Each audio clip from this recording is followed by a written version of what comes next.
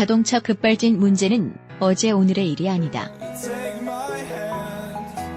지난 1980년 초에 자동차에 전자제어 장치가 포함되면서 동시 발생하기 시작한 문제로 핵심 원인 중의 하나로 지목되면서 자동차 전자제어 장치의 이상, 작동으로 판단되었고 이미 미국에서도 일부 같은 문제로 발생한다는 것을 확인하기에 이르렀다. 자동차 급발진은 아는 바와 같이 운전자의 의지와 관계없이 차량이 급격하게 돌진하면서 큰 사고로 이어지는 현상으로 사망사고도 많다고 할 수 있다. 대부분의 발생 조건은 가솔린 엔진에 자동 변속기가 탑재된 차량이 전체 발생 건수의 95% 이상을 차지하며 나머지는 디젤 엔진 조건이라 판단되고 있다. LPG 엔진이나 CNG 엔진의 경우도 가솔린 엔진과 같은 시스템으로 동일하다고 할 수 있다. 물론 전체 자동차 급발진 의심사고 중 약 80%는 운전자의 실수로 추정되며 나머지 20% 정도가 실제로 자동차 급발진 사고로 추정되고 있다. 그만큼 두려운 사고로 급발진 사고를 당한 운전자들은 영원히 운전을 못하는 트라우마에 시달리기도 할 정도이다. 김필수 자동차연구소 소장, 대림대 교수 국내에서 역시 가장 큰 문제는 자동차 급발진 사고 발생 이후에 운전자가 모든 사항을 뒤집어 쓴다는 사실이다. 지금까지 수십 년간 한 건도 관련 사고에서 승소한 경우가 전무하다고 할 수 있다. 그만큼 운전자가 극히 불리하다는 것이다. 한마디로 말하면 급발진 사고 원인을 운전자가 밝혀야 하는 구조 때문이다. 병원에서 수술을 잘못한 원인을 피해자 가족이 밝혀야 하는 구조와 같다고 할 수 있다. 승소는 아예 불가능하다는 뜻이다. 더욱이 자동차 전자제어 장치의 이상으로 추정되는 자동차 급발진 사고는 재현이 불가능하여 아예 흔적이 남지 않는다는 문제도 크다고 할 수 있다. 결국 국내의 경우 운전자는 이길 수 있는 확률은 0%이며 아예 싸움조차 할 수도 없는 조건이라 할 수 있다. 그래서 자동차 급발진 사고가 발생하면 국내외 메이커는 신경조차 쓰지 않는다고 할 수 있다. 그래서 일명 자동차 관련 대한민국 법을 알아서 쳐주는 법이라 언급하기도 한다. 자동차 급발진 사고가 발생하면 버스 등 대중교통수단은 운행기록계를, 승용차 등은 사고기록 장치인 EDR을 확인하고 원인을 찾는다고 할 수 있다. 그러나 우리가 주로 언급하는 EDR은 주용도가 사고기록 장치가 아니라 메이커가 자사 차량의 에어백이 터지는 전개 과정을 보기 위하여 에어백 ECU에 넣은 소프트웨어라는 것이다. 에어백이 터지지 않으면 기록도 되지 않고 주로 자동차 엔진 등의 관련 기록만이 있어서 반쪽짜리 자료 확인이 가능한 실질적인 사고 기록 장치가 아니라는 것이다. 그래서 이 장치는 메이커의 면죄부라고 언급하기도 한다. 운전자 입장에서는 아무 쓸모가 없다는 뜻이다.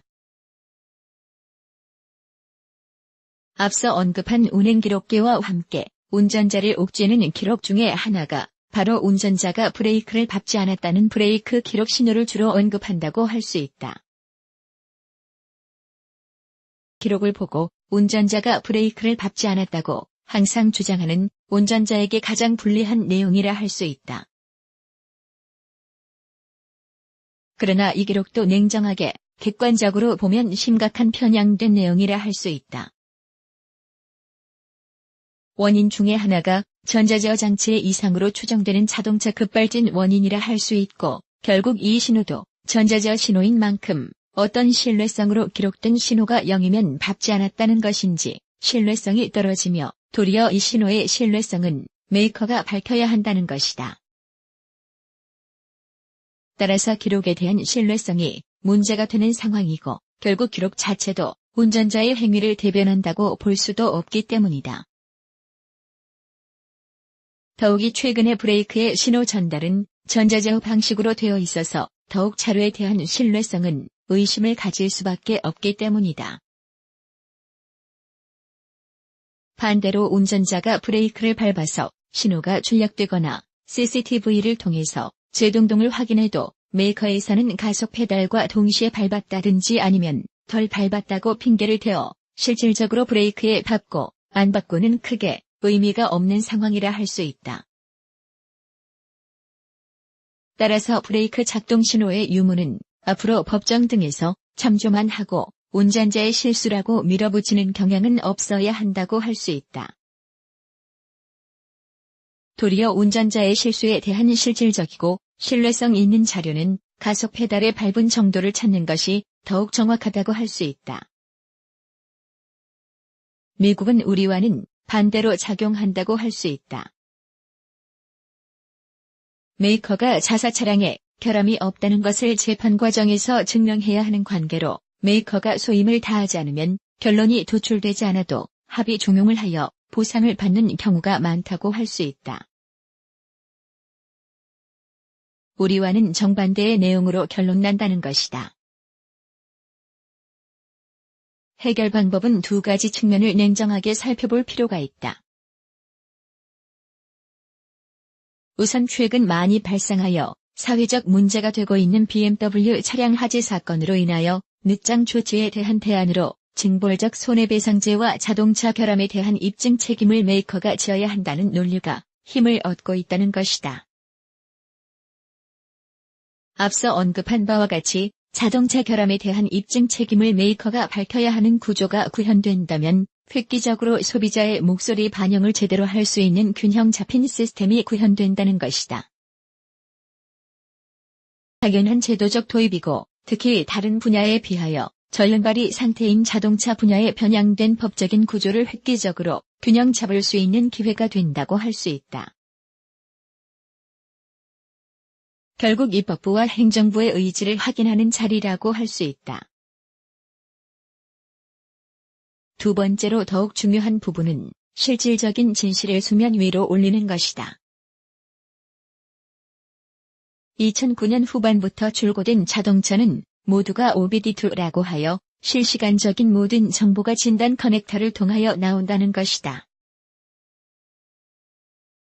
이 데이터를 기록할 수 있는 로거 장치만 있어도 앞서 언급한 운전자의 실질적인 운전 행태를 모두 볼 수 있다는 것이다. 다른 정보는 제쳐두고라도 운전자의 가속 페달을 실제로 밟았는지, 어느 정도 밟았는지를 정확하게 확인할 수 있는 중요한 데이터라고 할 수 있다.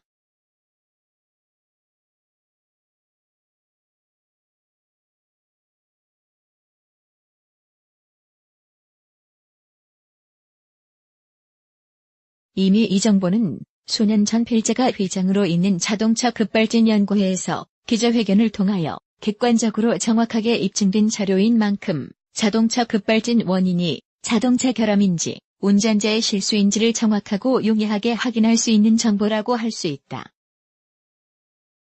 국내외 자동차 메이커는 물론이고 국토교통부가 의지만 가지면 언제든지 쉽게 도입할 수 있는 내용이라 할 수 있다.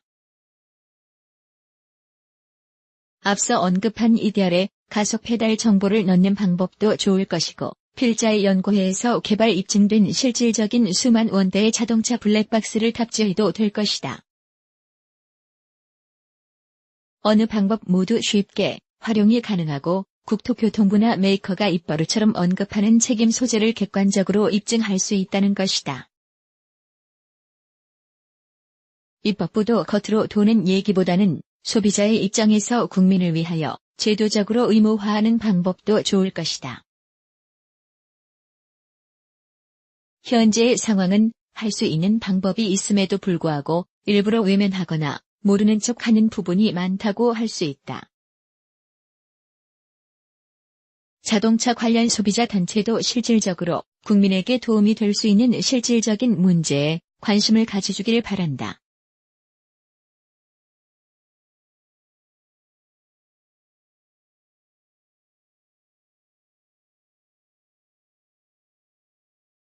현재 자동차 급발진 문제로 고통받는 관련 모임의 회원이 1,000명이 넘었다는 것을 다시 한번 인지했으면 한다.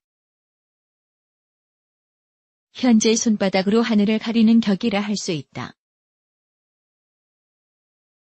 재판부에서도 일방적으로 불리한 소비자 입장을 반영하는 균형 잡힌 시각이 요구된다고 할 수 있다.